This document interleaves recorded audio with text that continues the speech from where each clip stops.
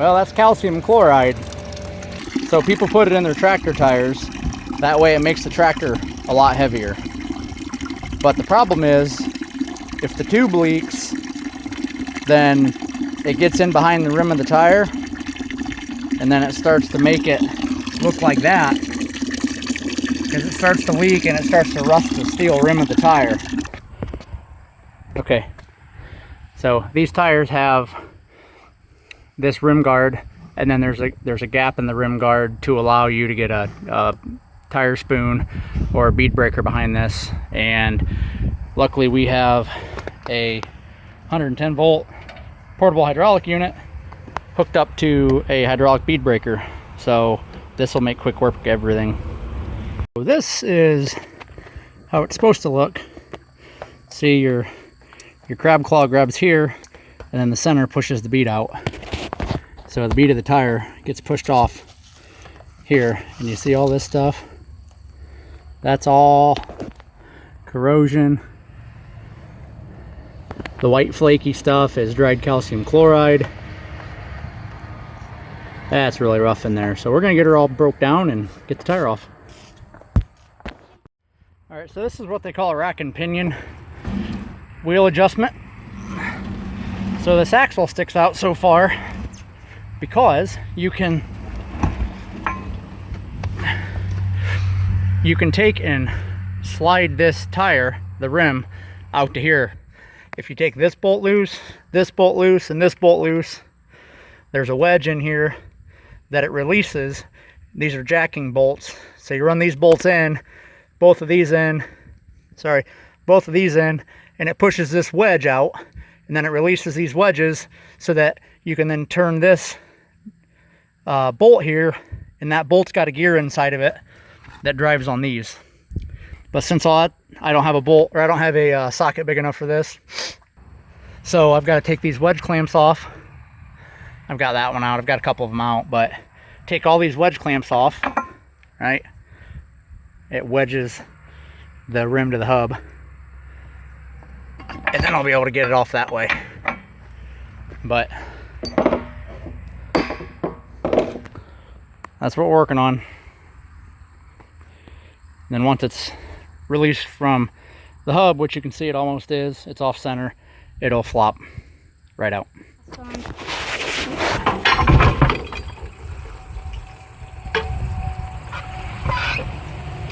Uh-oh.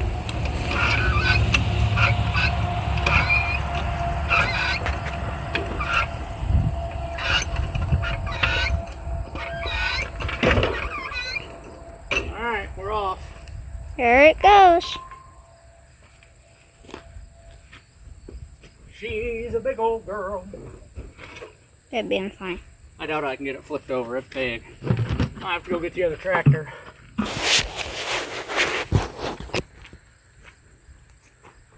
Just try. You want me to try? Yeah. Say you can. Yeah, I can. Here goes. Woo. She's rusty in there. Okay, so we've got both beads broke down. Got the tube cut. It's coming out and trying to pop the rim out of the tire here. Then we'll wire wheel all this up. We'll spray paint it. Make sure it's nice and smooth. Sorry, I'm out of breath. So we're getting there. Think it'll come? I think it'll come out now.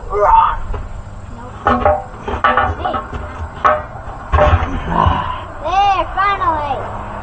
We got it. There it is.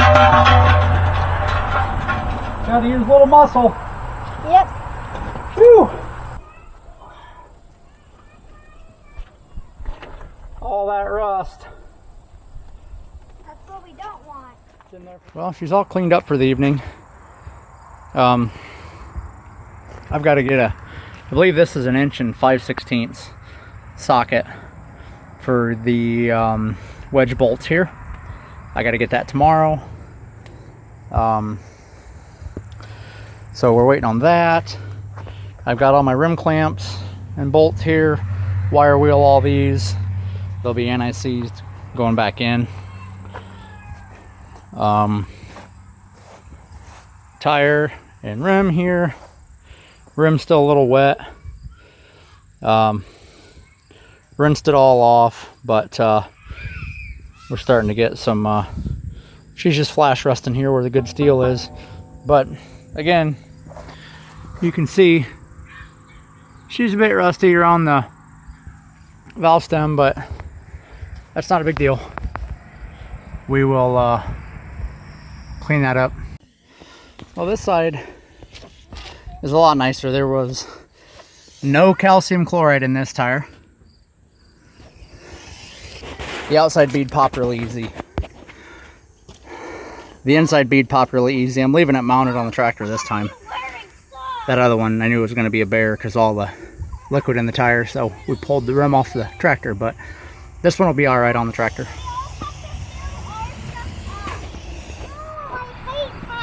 Banana tag? What's banana tag? You'll see what banana tag is. Well, I don't think... That's necessary? I don't think this tire's bad.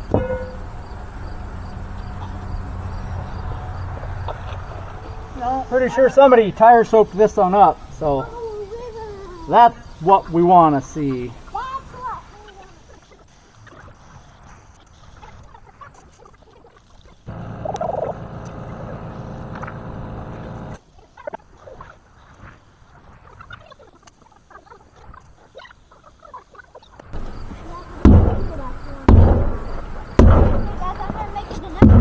There she went. Yeah, 1 5/16 socket on an impact gun. See if we can break these loose. Nope. Oh, like a glove. Okay. So these big old bolts here. That's a big bolt. Jeez, that is. So what that'll Isn't do? that that one? What? Isn't that a big bolt? That's a big bolt there. So with those 3 loose, I'll be able to run these 2 in. Okay. And it'll loosen the wedge. So I'm gonna get that one and this one. And I got this one, and this one. Trying to get that one and that one right now.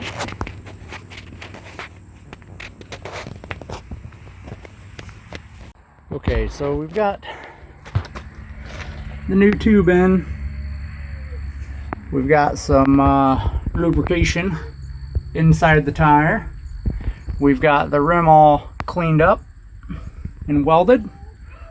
We're gonna get this guy put in.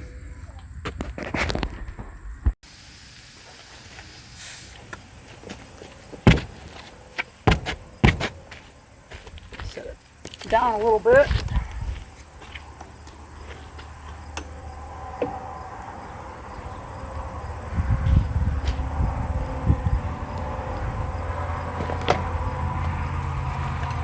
Oh, that's better. Well, I'm trying to get the hub out, the wedge out. I ended up busting the wedge. Pushed the jack bolts too far in maybe and broke them. So as you can see, she's broke and jack bolts are still in and there's no pushing it out with the jack bolts. So, got a piece of pipe, cut it that way. See, the wedge is a half moon shape. It starts here, ends there where the split's at. The key is cast into it, so this piece will fit here. I'm going to tape it around the shaft, that way it can't fall off. Then I got a piece of angle that I'll put on here as an extension. I'll beat the end of the angle and drive that wedge out. I got another wedge on order. So I got my little tappy tool. I got my angle iron taped on the axle. which is then pushed up against this piece of pipe that I cut up against the wedge. So we can give it a little tap, tap, tap. All right.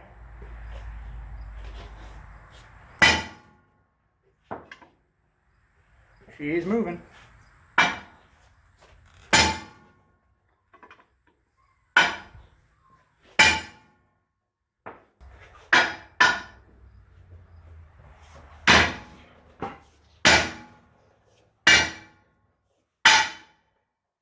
The manual says to smack right on the axle.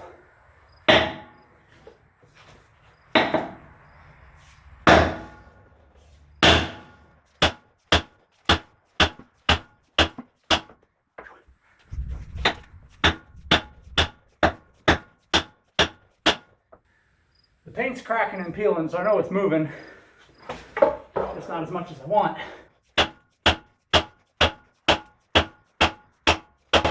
Sounds different. That's how to get her out.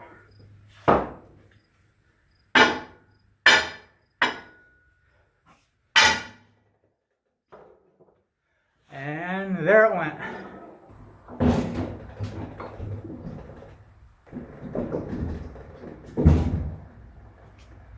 Hands are shaking, sorry. There's your wedge. See how it's thin on this end?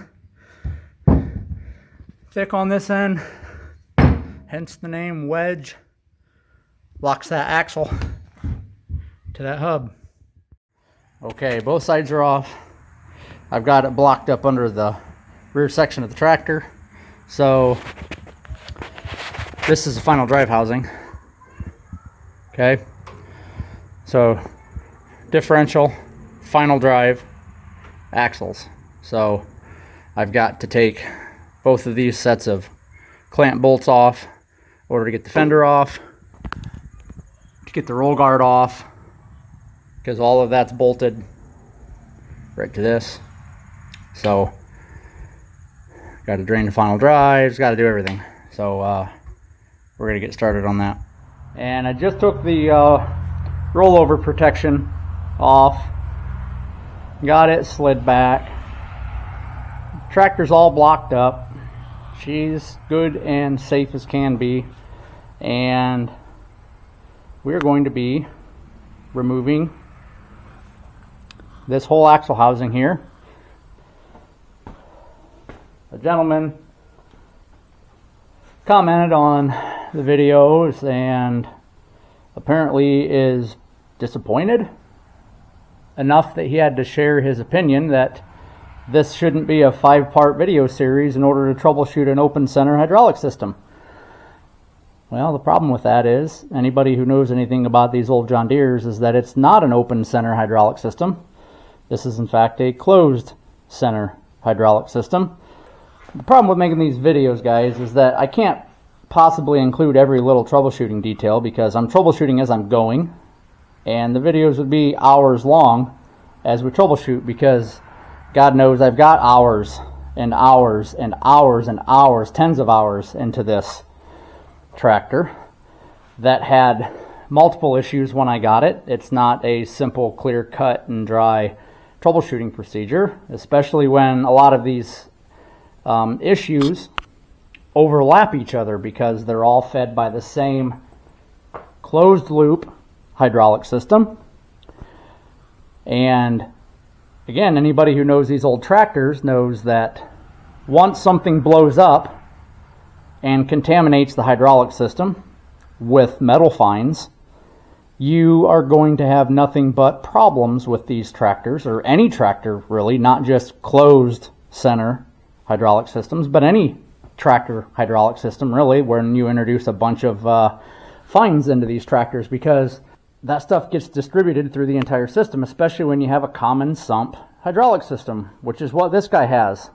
The transmission sump assembly, so the whole rear end of the transmission holds all your hydraulic oil that's used for transmission lubrication, transmission cooling, your SCV pressure to run your implements, to run your rock shaft, which raises and lowers your 3-point hitch, your steering system. All of that is one hydraulic sump running through one transmission pump, which is the charge pump for the main hydraulic system, and again the main hydraulic pump. So it all uses the same hydraulic oil. So when you blow it up and distribute those fines into the hydraulic oil, you're not ever going to get all of them out with the stock filtration system, which is why if you watch my videos, you'll see that I split everything in the rear end, flushed everything with diesel fuel, and have gone through everything minus the main pump. I haven't done the main pump, but I'm now getting into the rear end because, again, these brakes utilize low pressure hydraulic oil from the charge pump, the low pressure system, which is again one and the same with the rest of the hydraulic system on this tractor. So it utilizes the same oil to fill the brake valve and distribute that oil into the brakes themselves to slow and stop the tractor. So you guys saw when I had the brake valve apart, that tiny orifice that needed to be cleaned out. And in my case, I use the torch cleaners, because the torch tip cleaners, because those can go very small. So that orifice, as small as it is, gets plugged with fines and other contaminants in the hydraulic system. So that stuff then got distributed into the brakes. So now I'm taking the planetaries apart, gonna pull the brake pistons out, gonna re-ring the brake pistons, and we're gonna see how much contamination ended up in the final drive housings. So these systems are not simple as some people, say they are. And not only that, but this is the first tractor of this style of system that I've ever had. So it's just that I've ever troubleshot. Let me say that I've ever troubleshot. So it's called wisdom for a reason, because generally you arrive at it after you've done the work and failed and learned and failed and learned and failed and learned some more. So that's how we arrive at wisdom, because we're not born with this. So again, I learned a lot in college too. I learned a lot growing up, working with my grandpa in his shop, turning wrenches. So that's why it's called learning, because it's never ending. So we got all the bolts out. Now we're hung on dowel pins. So we're just going to slowly, gently work it off the dowel pins. There's the slowly and gently part.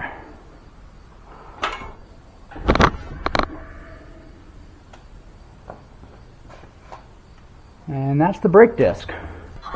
So that's your brake disc.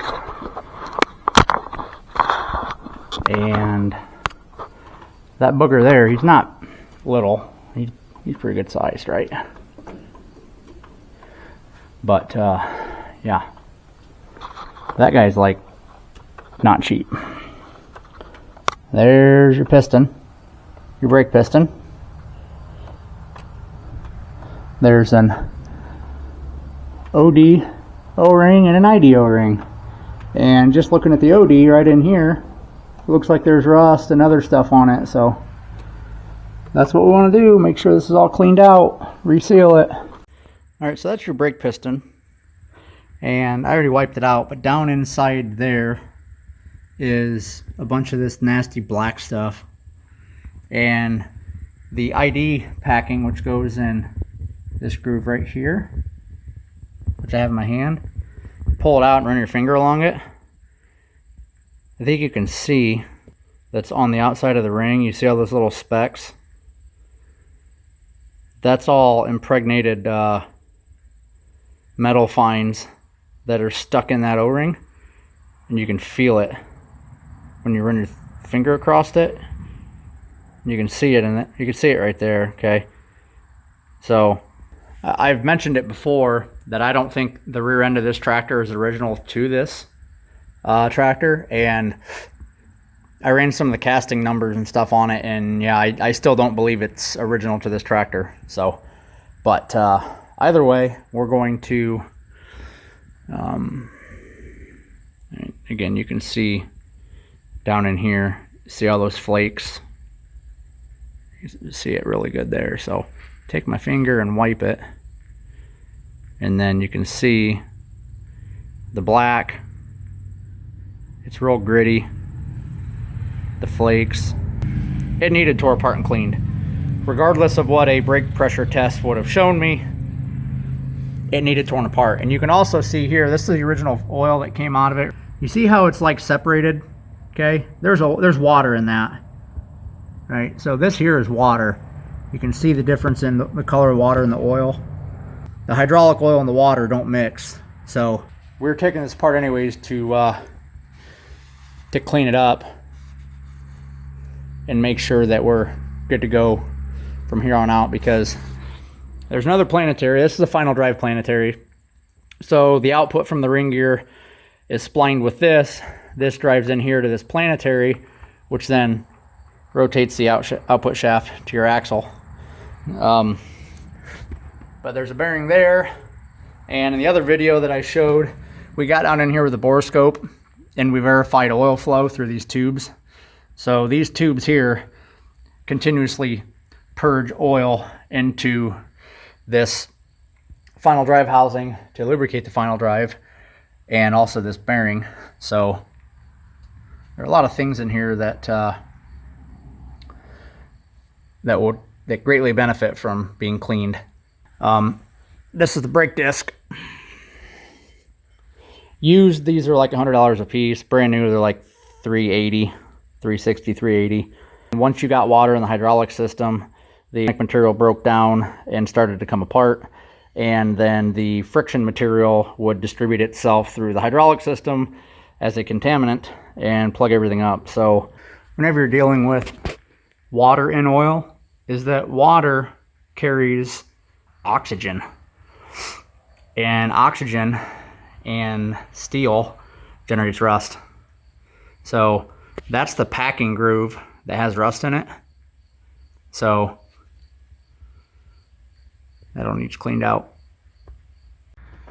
Well, we've got the brake piston out, cleaned up.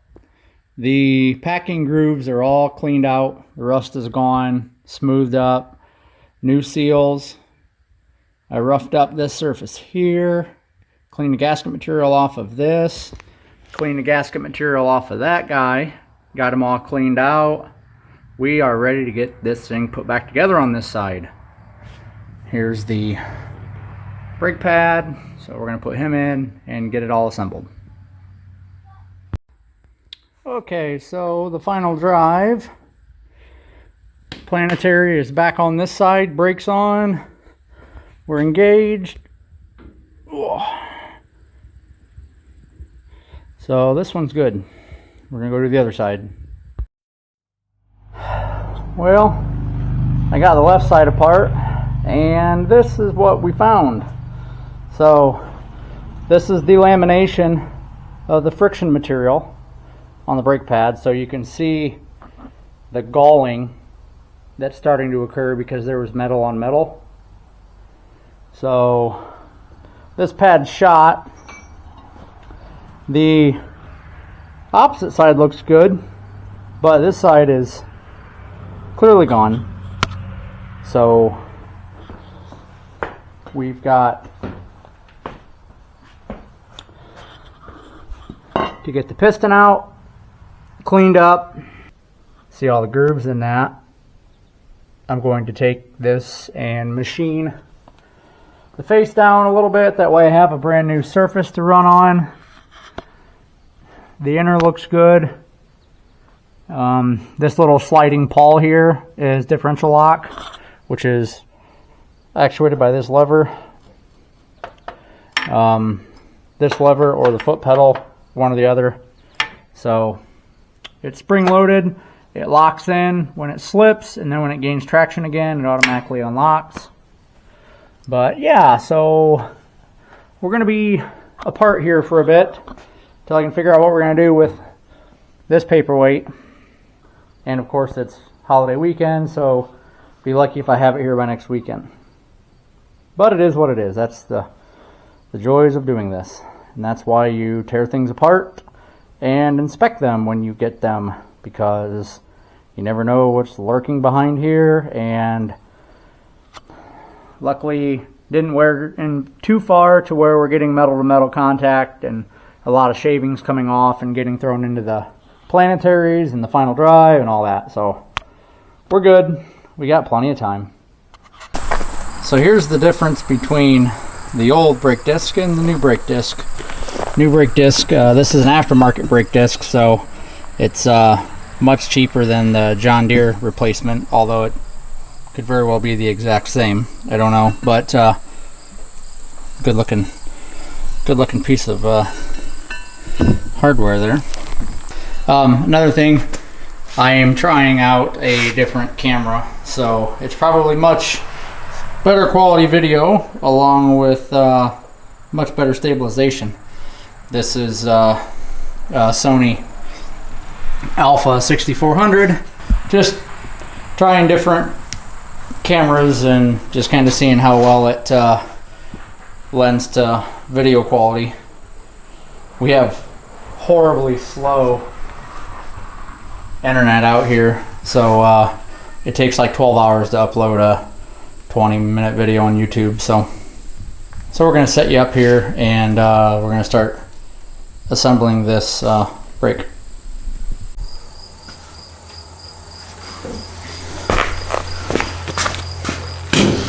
Alright, so left side final drive's on.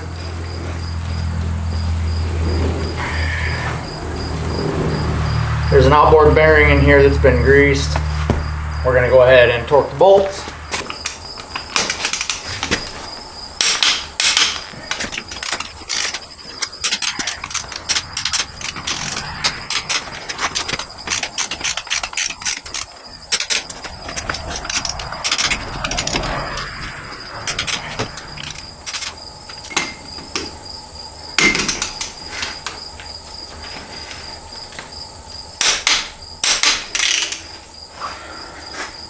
Okay. This is a good wedge. Okay, an unbroken wedge. This wedge houses your pinion adjuster. So these are both of the hub wedges. This one's the new one. Well, new old one I ordered in, and it's in really good shape. So this one here is shaped the way it is because you've got your pinion adjuster, which is somewhere, or the pinion adjusting assembly here. So they call this a rack and pinion adjuster. So this is the rack and this is the pinion. So your pinion and the adjustment bolt sit inside the hub of the wheel, and when these wedges are loosened up on the wheel itself, you can then take a socket and put on here and turn. And as you turn, it advances the wheel out or in along this rack. And so that's how you adjust your wheel in and out. This guy here, I've got him all anti-seized up and ready to go on. The other wedge is already in the center of the wheel along with the pinion adjuster. So we're going to get that tire up, brought in here, and put into place. Get this thing put back together.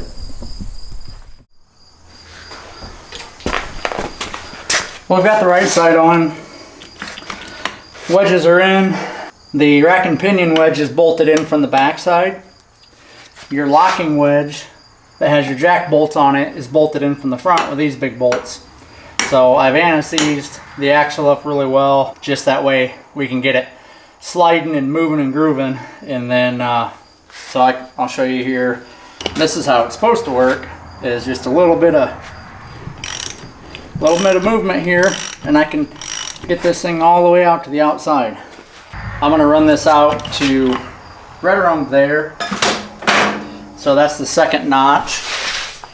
Get the impact and just give these little bumpy bump here. And as you can see, it'll pull the inner wedge in.